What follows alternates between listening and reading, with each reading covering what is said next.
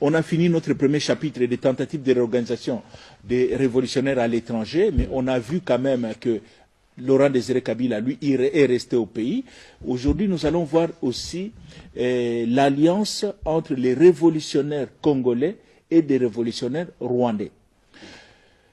Pourquoi on parle de ça? Lorsque on lit les mémoires de Che Guevara, on a vu l'épisode Che Guevara était au Congo en 1965 dans les maquis des musées. Lorsqu'on lit les mémoires de Che Guevara, à un moment, il parle que pendant que j'étais dans le maquis de Laurent Désiré Kabila, il y avait 700, à peu près, plus de 700 combattants rwandais qui étaient dans le maquis. On peut se poser la question, qui étaient ces combattants rwandais qui travaillaient avec Laurent Désiré Kabila? Comment sont-ils arrivés là-bas? D'où venaient-ils? Donc, on sait que lorsque le 5 mai 1965, lorsque les Simba libèrent Occupent Uvira, la localité d'Uvira, l'un des dirigeants de cette attaque, il s'appelle un révolutionnaire aussi de l'Est, qui travaille avec Laurent Désiré Kabila, il s'appelle Antoine Marandura. Lorsque Marandura libère Uvira, il y a une délégation de 30 combattants rwandais qui sont venus voir les Maï Maï, donc les Simba à l'Est. La délégation était dirigée par son président qui s'appelle François Roukeba. Ils étaient membres d'une organisation rwandaise qui s'appelle UNAR, Union nationale rwandaise. Donc ils arrivent à l'Est là-bas. L'UNAR, c'est une organisation qui a été créée dans les années 50 au Rwanda, qui combattait justement la colonisation. C'était une organisation très très sérieuse puisqu'ils avaient bénéficié quand même du soutien à l'époque de l'URSS et de la Chine populaire. Lorsqu'ils sont partis en exil, donc ces Rwandais de l'UNAR, ils partent en exil. Pourquoi? On a vu, on verra peut-être dans d'autres épisodes, il y a eu des massacres au Rwanda à partir de 1959, ce qu'on appelle la révolution Hutu. Les Hutus ont renversé le régime qui était là-bas, qui était dirigé par les Tutsis. Oui. Donc il y a eu beaucoup de massacres des Tutsis, et ces troubles-là ont duré de 1959 en 62. Donc beaucoup de Tutsis sont partis en exil. Ils sont partis en exil. On a vu, peut-être qu'on le verra après, il y a un groupe de réfugiés qui ont fui, Rwandais, Tutsis rwandais, qui ont fui le Rwanda en 1959 pour aller se réfugier en Ouganda.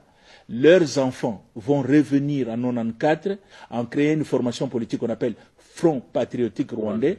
C'est le groupe FPR, c'est le groupe de Kagame et de James Kabarebe. Oui. Kagame a fui avec ses parents en 1959, il avait 3 ans.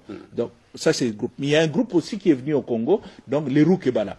Oui. Les François Roukeba, entre 1961 et 1966, ils vont lancer 10 attaques contre les Rwandais pour libérer les Rwandais, mais à chaque fois, ils échouent. Alors, ils vont décider de changer de stratégie. Ils vont adopter une stratégie, je pense, avec, disons, 4 points. Le premier point, il dit, nous allons faire une alliance avec les révolutionnaires congolais. Il faut qu'on fasse une alliance, on ne peut pas continuer comme ça à se battre seul. Les Congolais du CNL, hein, ouais. CNL Est.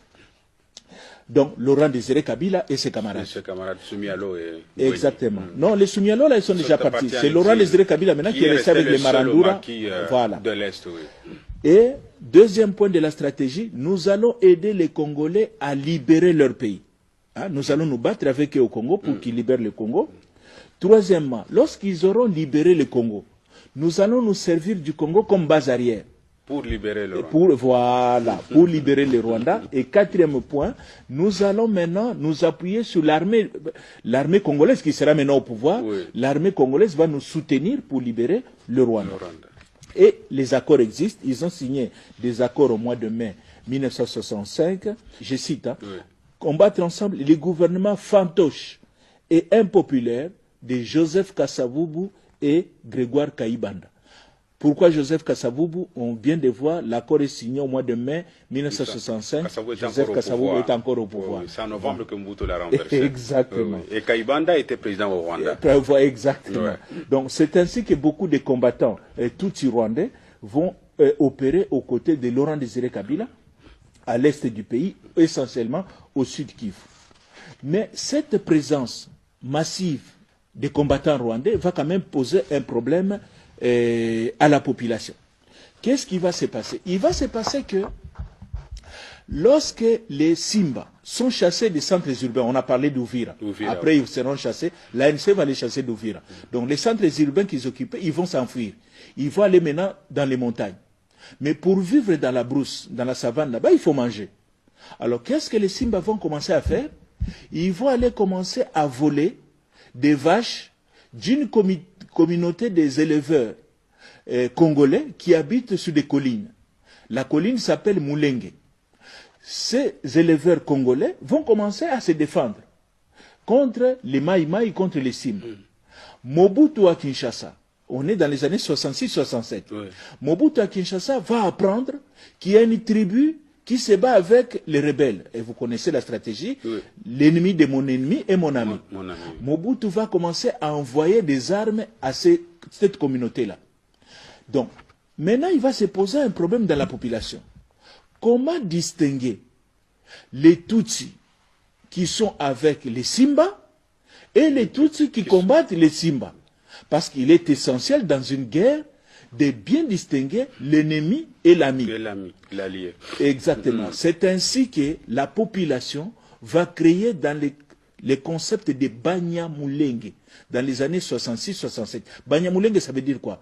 En Swahili, ça veut tout simplement dire les gens de Mulenge, ceux de Mulenge, Batuya Mulenge. En Swahili, on dit Banyamulenge. Donc voilà l'origine du terme Banyamulenge, parce que beaucoup de gens disent, mais à l'époque coloniale, les concepts Banyamulenge n'existaient pas. Voilà dans quel contexte ce nom est apparu.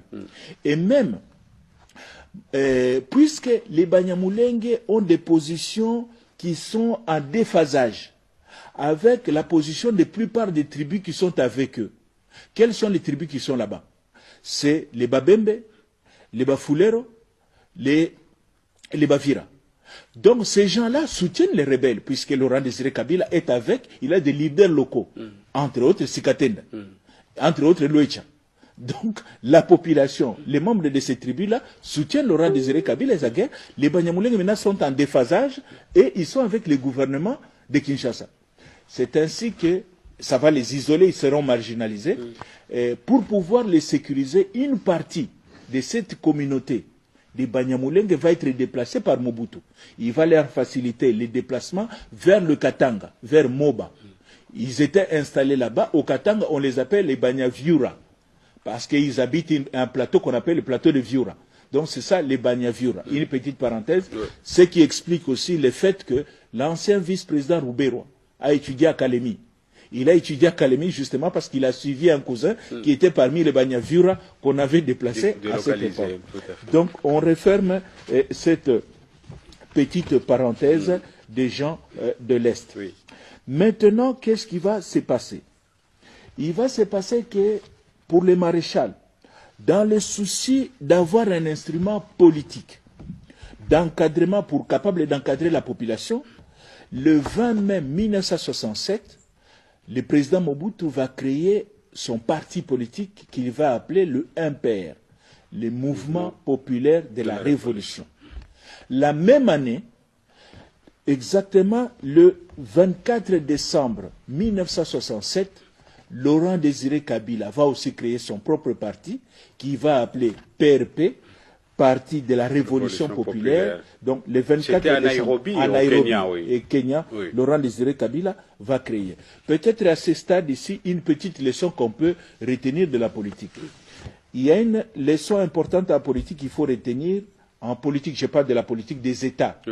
En politique, il n'y a pas d'ennemis éternels, il n'y a que des intérêts permanents. On a vu qu'en 1900, dans les années 60, Laurent Désiré Kabila se bat avec les Banyamulenge, qui bénéficient du soutien de Mobutu. En 1996, Laurent Désiré Kabila va être allié avec les Banyamulenge contre le maréchal Mobutu. Donc on referme cette parenthèse, on n'est pas encore arrivé là-bas. Donc voilà, on a fini avec notre deuxième chapitre.